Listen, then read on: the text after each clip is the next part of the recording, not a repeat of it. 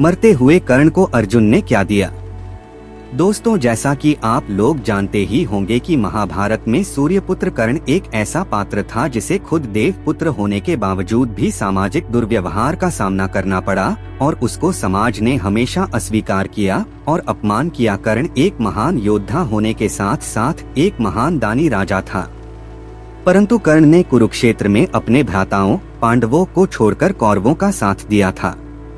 परंतु कौरवों का साथ देने के बावजूद भगवान श्री कृष्ण ने कर्ण से खुश होकर उसे उसके अंतिम समय में वरदान दिया।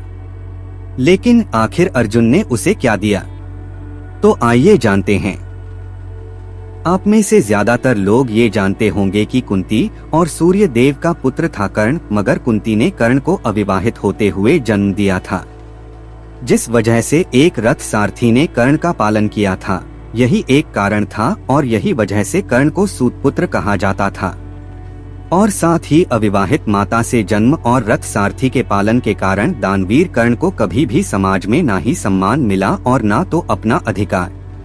यहाँ तक कि कर्ण के सूतपुत्र होने के कारण द्रौपदी, जिसको कर्ण अपनी जीवन संगनी बनाना चाहता था, उस द्रौपदी ने कर्ण से विवाह करने से इनकार कर दिया था। और इन्हीं सब वजह से ही कर्ण पांडवों से बहुत घृणा करता था और इसी कारण से महाभारत युद्ध में भी कौरवों का साथ दिया। अब एक महान दानवीर राजा होने की वजह से भगवान श्री कृष्ण ने खुद जाकर कर्ण के अंतिम समय में उसकी परीक्षा लेने की सोची और कर्ण के करीब जाकर उससे दान में कुछ मांगने का सोचा। अब कर्ण ने दान में अपने खुद के सोने दांत को तोड़कर कृष्ण को प्रदान कर दिए।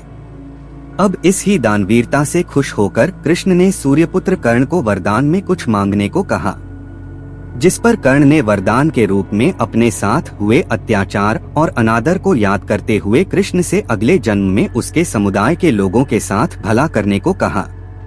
अब दूसरे वरदान के रूप में कृष्ण को अगला जन्म अपने ही साम्राज्य में लेने को कहा और वही बातें करें तीसरे वरदान के रूप में तो अपने अंतिम संस्कार को ऐसे किसी इंसान के द्वारा करने को कहा जो पूरी तरह से पाप मुक्त हो। इस पर वरदान देते हुए भगवान श्री कृष्ण ने सारे वरदान स्वीकार तो कर लिए, लेकिन तीसरे वरदान से भगवान श्री कृष्ण दुविधा में आ गए और वो ऐसी जगह सोचने लगे जहाँ पाप बिल्कुल भी ना हुआ हो।